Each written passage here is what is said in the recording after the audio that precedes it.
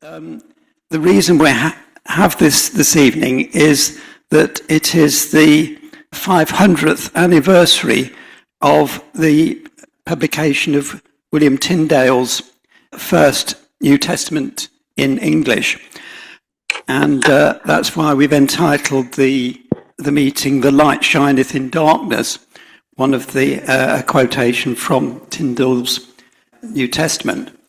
Having worked in dictionaries myself in the past, it particularly interested me the number of expressions from Tyndale's translation which have come into the English language, and of course that's one of them which we've picked, "The Light Shineth in Darkness," but I'm hoping that Ian will be referring to some other well-known expressions which have come into the English language. So it may be 500 years old, but it is still part of contemporary English. Our speaker this evening is Ian Christie-Miller, who is a member of Christ Church. Ian is a specialist in digital imaging of early printed books. He has a PhD from SOAS, School of Oriental and African Studies in London, and his thesis was concerned with the critical analysis of Jean Thénaud's Kabbalistic manuscript. Jean Thénaud, I've discovered, was a French Franciscan, and Kabbalistic is to do with an historical tradition within Judaism. Ian has a BA from London School of Theology and a PhD from the School of Oriental and African Studies in London University. I really am grateful to be here. And I'm aware that I've been working on this material for some time, and so to some extent it's familiar to me, and I hope I won't rush through it unduly. On the other hand, I will say that it's given me the opportunity to learn quite a lot more about William Tyndale, and I realise increasingly how much more I have to learn. And so at the end there will be this opportunity for questions and answers, which is actually wrong, because it'll be questions and responses. All right, so I hope there'll be responses from you, because I don't have all the answers by any means, as will be evident. On the screen here is a picture from Fox's Book of Martyrs, and it shows his image of the death of William Tyndale in 1526. And the slightly fuzzy words at the top are, "O God, open the King of England's eyes." Now, some of the things that I have to say may well be distressing to people who are locked into various denominations. So forgive me for any advance offence. As we go on, may I have the next slide, please, Neil? Now, look, I did hear a joke in this church about 2 years ago, and it went like this. It was the time when the Ukrainian-Russian war was starting, and it was Helen Chiasson who said, "What do you call someone who can speak 3 languages?" And the answer was trilingual. "What do you call somebody who speaks 2 languages?" And the answer, of course, is bilingual. And the final question is, what do you call someone who speaks 1 language? And the answer is English. Now, you may think you only speak 1 language. However, when you leave here tonight, you will speak 2, because you also speak the language of Tyndale, who, according to Professor Daniel, has contributed more to English language than William Shakespeare, because so many of his sayings have become embedded in our culture. Now, a brief diversion here. At the end, you'll be offered one of these pamphlets, which is not mine. This comes from the Tyndale Society, who have the initiative, thanks to a lady in California, of producing this program, which is called scribing. And the idea is that you get exposed to the original words of William Tyndale, which are comprehensible to us, but definitely different, as you can see from here. So that other slide said, "Open King of England's eyes." So some of the language is familiar to us, and yet it's novel.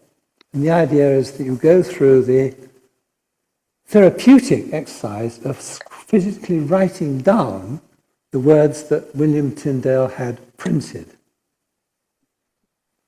So that will be available at the end, thanks to the Tyndale Society. Now, this is your new language you're coming up with. My wife's voice will now be heard. Scapegoat, let there be light, the powers that be, my brother's keeper, filthy lucre. Fight the good fight, sick unto death, flowing with milk and honey, the apple of his eye, a man after his own heart. The spirit is willing, but the flesh is weak. Signs of the times, ye of little faith, eat, drink, and be merry, broken-hearted, clear-eyed, under the sun, the salt of the earth, lick the dust. The land of the living, fall flat on his face, pour out one's heart, flesh pots, go the extra mile, the parting of the ways. There are more on this sheet, and there are scores of those phrases that have come into our lives. So you now have access to it. Now, not long ago, Mr. Hegseth was being interviewed by the Senate, or the joint meeting, and he used the phrase clear-eyed, which I think is an astonishing way that the phrase has gone from Tyndale's 1526 translation into the heart of American power. So we go on. Next slide, please. So we've looked just now at the long arm of Tyndale's English, issues in contemporary society and contemporary religion. That's what I was asked to talk about, and that's what I've just talked about. Would you like to go home now? No one's leaving. Right, let's go on. Next one, please, Neil. Bits of background. Now, Tyndale's New Testament was printed in 1526 in Worms, and there are only 3 copies of it left in the world. That is because the Church of England in particular ordered for them to be destroyed. They were printed, smuggled in, and destroyed in large numbers. And I understand the Bishop of London paid to collect them, which quite cheered up Tyndale, because he could use that money to have more copies printed. Now, prior to the 1526 small octavo version, he had been in the city of Cologne, which was much more a Roman Catholic dominated city, and there he had set about getting a larger version of it printed, a quarto, which had a prologue, marginal comments, but he was not able to finish. And there are only 31 leaves of that left anywhere in the world, which are treasured items in the British Library. Now this shows, I think, quite extraordinary sort of coincidence, that 1536, 10 years after Tyndale's New Testament, what a dramatic year it was, because those people died.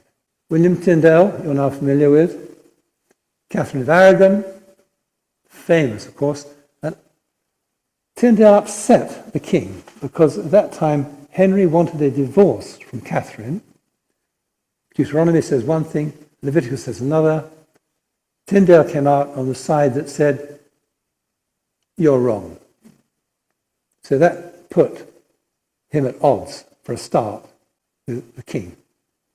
Anne Boleyn lost her head that year. Tyndale depended on the Erasmus's Greek New Testament, which is a groundbreaking event because prior to that, translations depended, if translations were done, on the Latin. But now there was available the Greek version. So Erasmus's contribution to this process is enormous because he supplied the document. I've looked at a copy of that in the British Library, and it doesn't have one of the more well-known sayings, paragraphs, which is about the woman taken in adultery. Tyndale doesn't have that either.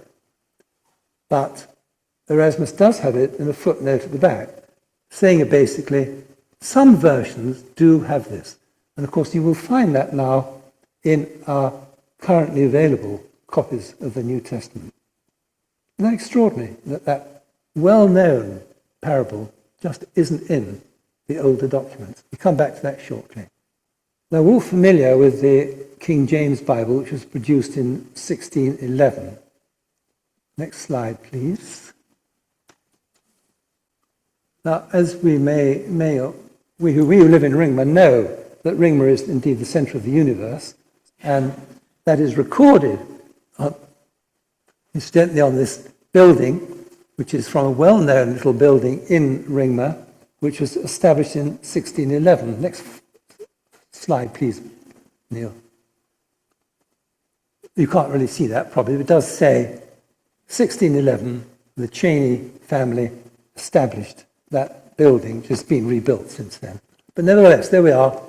Further proof, Ringmer is the centre of the universe. 1611, King James Bible, known to everyone around the world. Next slide, please. Now, this one will ask you a little bit of concentration on this. As I've said, Tyndale's New Testament, on the left there, TNT, and what a wonderful abbreviation that is, because TNT means explosion. And that's exactly what this book was. It exploded into the English world. It caused people to be burned. The books got burned. It got reprinted. And so we have here the 1526 TNT, Tyndale's New Testament. Now, next to it is 1534. That book, Tyndale was in Antwerp at the time, and he was joined by George Joy, who produced a revised, in inverted commas, version of Tyndale's New Testament and got it printed. And that upset Tyndale no end, as we shall find out subsequently. The next book is Tyndale's further edition of the New Testament, again in 1534 from Antwerp. Now, we're now still in Henry VIII's reign. As we saw at the beginning, that slide from Matthew, from Fox's Book of Martyrs, attributed to Tyndale as he died, was, "O God, open the King of England's eyes," which reputedly did happen. In fact, it's not quite as clear as that, but effectively, after that was a dramatic change in Henry's attitude, led particularly by Cromwell, towards making of the Bible available. And it was ordered that every Anglican church should have a copy of the Bible available in English for people, women perhaps included, but at a distance, to read. All right? So now we're moving from a forbidden book, a changed book, Tyndale's re-edition of it, and then the Matthew and the Great Bible. And then please note the next to that is Geneva, because here we are in Prince Edward's Road. So after Henry, his son comes to the throne in 1547 and takes the pendulum in a very Protestant direction. Hooray for Protestants. He's then succeeded by his half-sister Mary, who's on the throne from 1553 to 1558. And one of the results is that people get burned, as we know. Here we are in Prince Edward's Road, even got the inverted comma in the right place on the sign outside. Prince Edward's Road, Prince Edward. So we now move from Henry to Protestant to Catholic, and one of the results is that Protestants in large numbers flee, and a lot of them end up in Calvin's Geneva. Now I'll just ask you to remember that and connect Calvin with Geneva, which becomes a hotbed of Protestant version of Christianity. We come to back to that later. Next slide, please.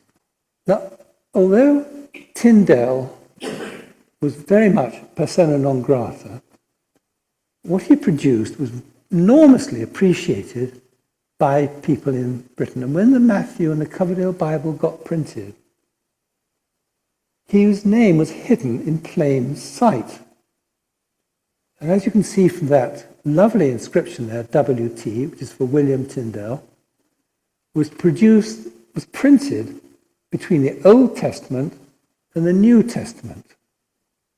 So that's an astonishing restoration, albeit hidden in plain sight, of William Tyndale.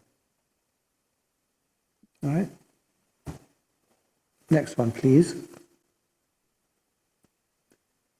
We have greatly enjoyed watching the film The Conclave.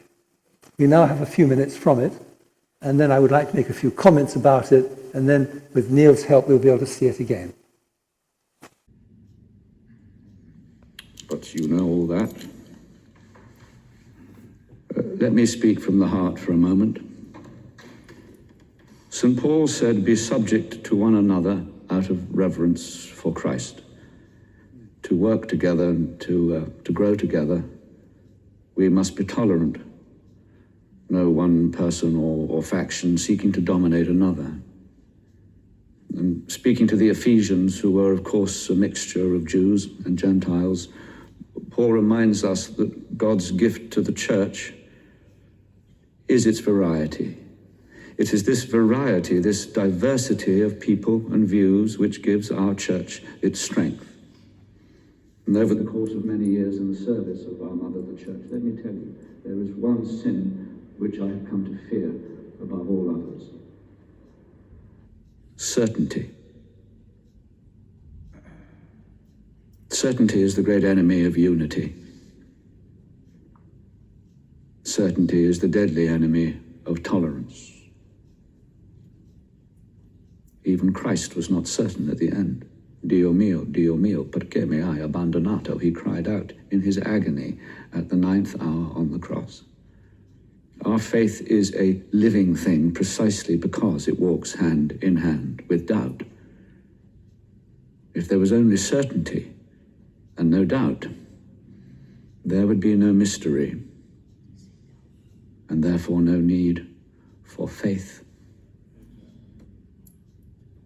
Let us pray that God will grant us a Pope who doubts, and let him grant us a Pope who sins and asks for forgiveness and who carries on.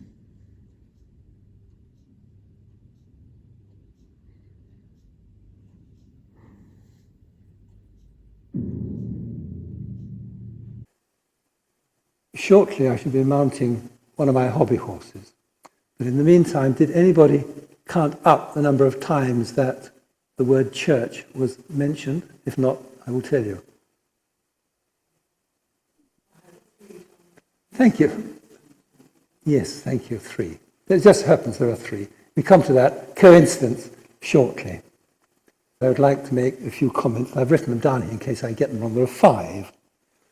The first one is, in the light of what we've just heard about Tyndale.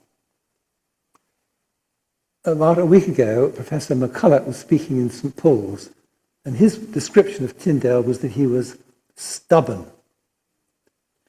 So that's the first thing to bear in mind. How does that warning against certainty patch in with Tyndale's undoubted, unflinching stubbornness? The second one is, and I have great respect for many of the wonderful things which the Roman Catholics do for the poor in particular. So I wish to make that quite clear. These are words which are in a film, and so they're not probably words that were actually ever said, but they have been reasonably attributed to this cardinal. So I think we can take them as being representative of what he wanted to say without actually being verbatim. And we'll come to that possibility in a few minutes' time. Now, isn't it curious that it's a cardinal in the Roman Catholic Church who is saying that uncertainty is a sin? Now imagine that the Inquisition was interviewing him. What would they say to a comment like that? Now we go into the next point.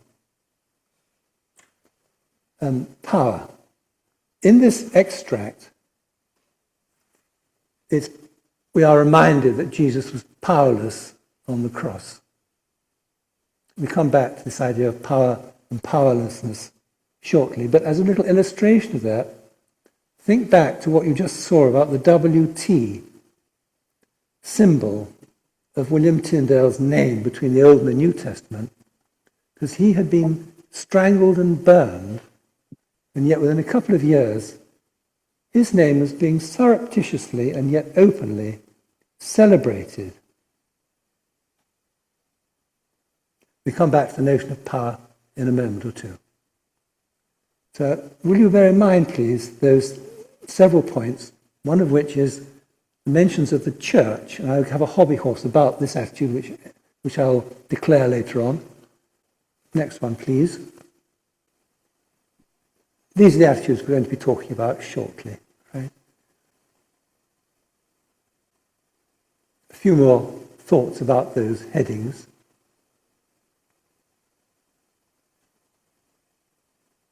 And the next slide, please, because that's where we're going for the next few minutes. The treatment of others, of course, who we would describe as others, is hugely important and probably not really recognized. Next one, please. So we see Tyndale was strangled, burdened. We've seen how his power returned through the written word. And the next one, please. These are Tyndale's printed version of what we've just heard on the screen about God abandoning Jesus, apparently on the cross. In passing, it's significant that those words in Aramaic are restored, recognized into the record, which makes it highly likely that those actually were the words which were used. They're not someone's translation. Next one, please. We've seen that already. You all know what that's about. Yes, so we'll go on to the next one. Now, this is the one which may be distressing. It's an innocent-looking bar chart. And what I've done was to look through the Gospels. This only concerns the Gospels. And already noted, just so happened, as Patricia noticed, the word was only used, church, only used 3 times in that speech. But in all of the Gospels, the word church only occurs 3 times. By contrast to that, you see in orange the number of occasions on which the word kingdom is used, particularly by Jesus, which I think is an astonishingly powerful comment. Now, when you listen to a preacher, one of the things which I do is to listen to how many times they use the word church and how many times they use the word kingdom. And then if you relate what those records are to this diagram, you may or may not raise some question marks in your own mind. Whether they are promoting denominational churches or whether they are promoting God's kingdom. So I do think that bar chart, again, is memorable and impact-making, and I would suggest, hopefully, not forgettable. And the next one, please. Tyndale was somewhat like-minded. He had an aversion to the word church and never used it in these relevant passages. And here you see the word congregation. The places where they occur are at the bottom, Matthew 18. I'm going to talk now about Matthew 16 and Matthew 18, which is where those 3 occurrences of the word church does occur. And the next one, please. Now, this is a bit of a treasure, this one. One of the treasures of the British Library is called Sinaiticus, and it's the only complete, almost, version of the Latin version of the Bible dating from, I think, the 4th century. It's wonderful that it's been preserved, and I think the British spent their money well by buying it from the Russians who had got it from Mount Sinai. Yes. And congratulate the Americans on buying Alaska, but we bought Sinaiticus, all right? So I think we got the better deal. Now, that shows you the quality of this old document. And I've been through it to find out where in Matthew's Gospel the word church appears in the Greek. And the next slide, please, Neil.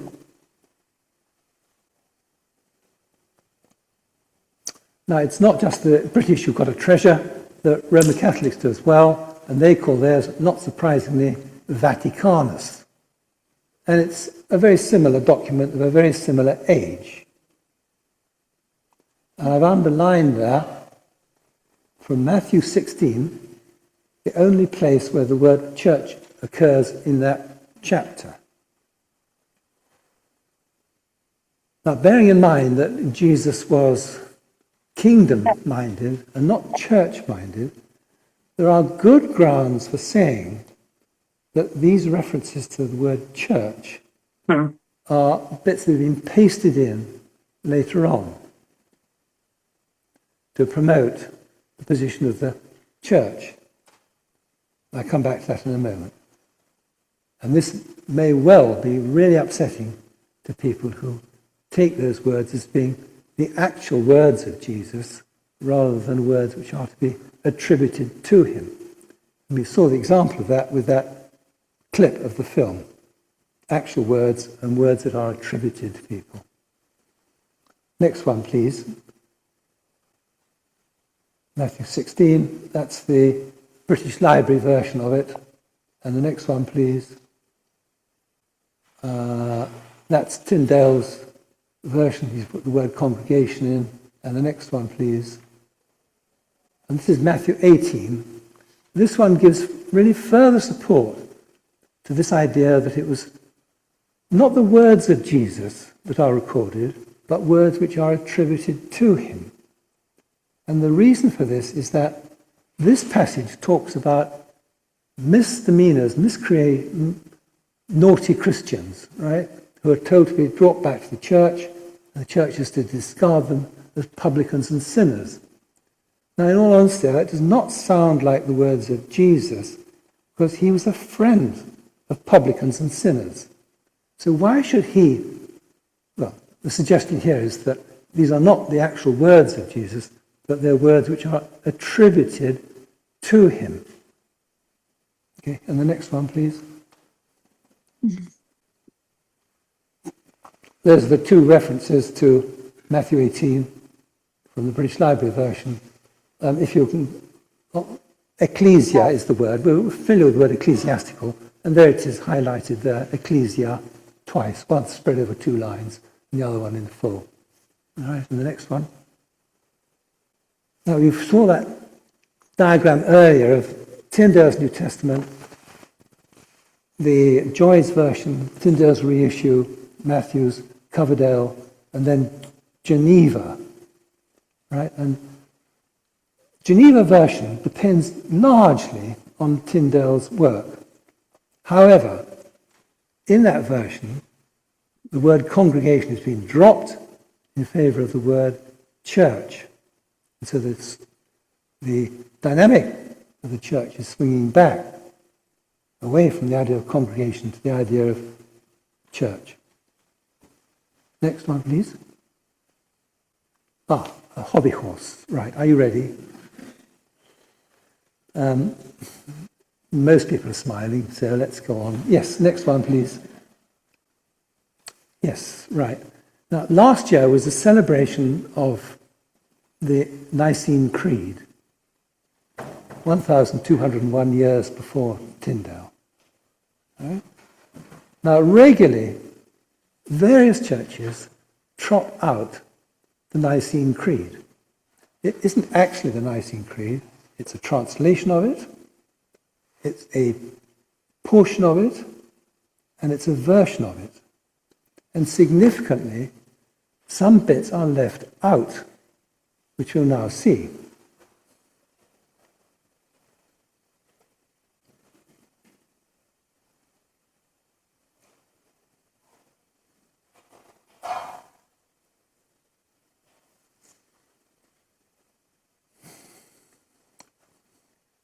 Now these bits are at the end, and we're all familiar with the word anathema, and here it means treating as totally outside, totally other, people who don't sign up to your particular version of Christianity. In this time, Constantine's version. And I would argue that this is part of the license that the church has taken unto itself to persecute others. And the idea of persecuting others is surely far removed from the belief and practice of Jesus. And the Inquisition, the way that Protestants have treated Roman Catholics, and the way that we treat people who differ from us, is a shame. And I would date a lot of it back 1,201 years to this. Once the church, under Constantine, got its hands on the levers of power, like anybody, and you look at your television today as you see anyone who's got their hands on the positions of power is using them to suppress others, people with whom they do not agree. Next one, please. So having said it's our treatment of others, people with whom we do not agree, let's turn that on Tyndale. He upset the King of England, he upset the Pope, but he had personally no power to do anything about it. However, as far as George Joy was concerned, he did have power because he had access to the press. And so fairly soon after Joy produced his, quote, revised version of Tyndale's New Testament, Tyndale went back into print with a further revision. And one of his major concerns was about the understanding of the resurrection. That he was horrified that Joy had put various phrases in place of the word resurrection. There were other complaints he had, but that was the major one. And the next one, please. As you can see there, that's the 1534 Tyndale version printed in Antwerp, and that's how he was responding to what he regarded as being scurrilous behavior by one of his fellow workers. Next one, please. Right, we're getting near the end. At the end of this, there'll be a minute's silence, so you'll know when I've finished, okay? We're suggesting here that Tyndale, like all of us, are people of our own time. And the next slide will help show this. Now, his Tyndale New Testament went into the Geneva Bible, which was a wonderful product, but it had a prologue, it had marginal comments, and it had a huge number of notes at the end, which included a working out of how old the world was, which is about 4,000 years BC. And here's a small part of it.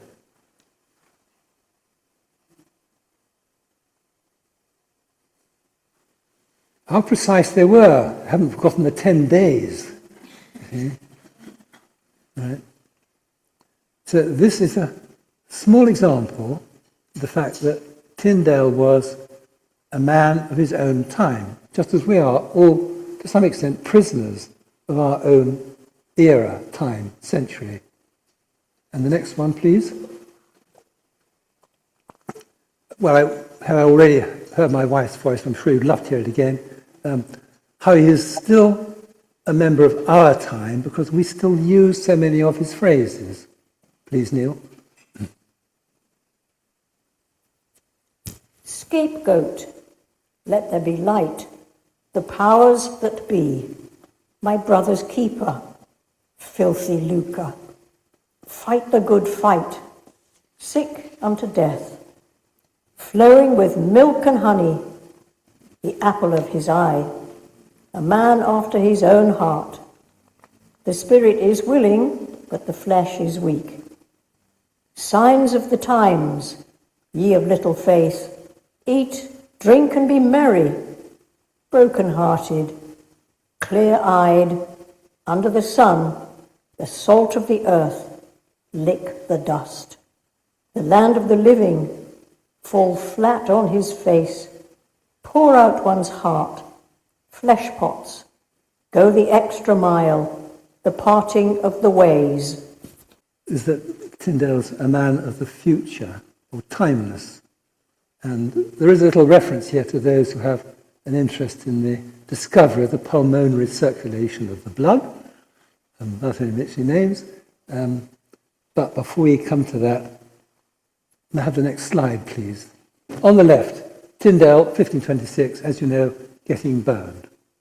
Strangled and then burned, actually. Next to him is Miguel Servetus, Villanova,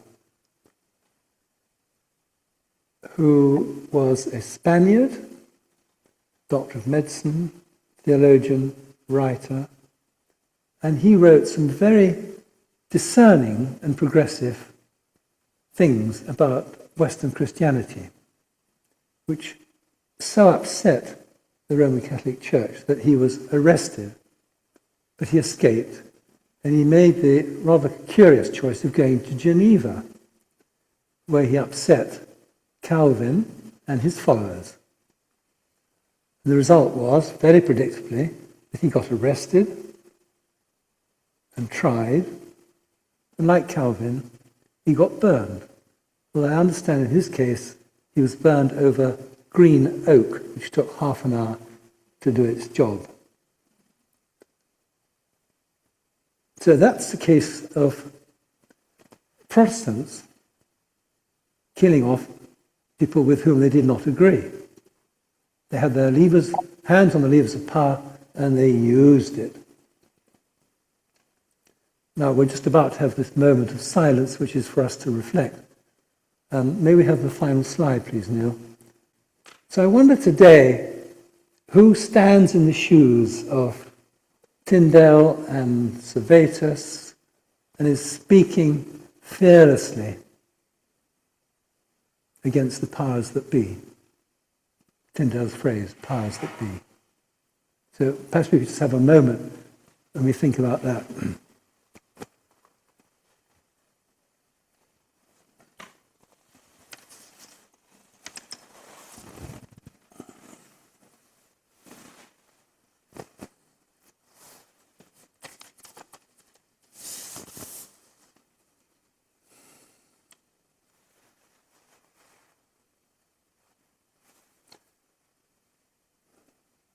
Well, there we are. That's 45 minutes. And I will be very happy to hear any comments.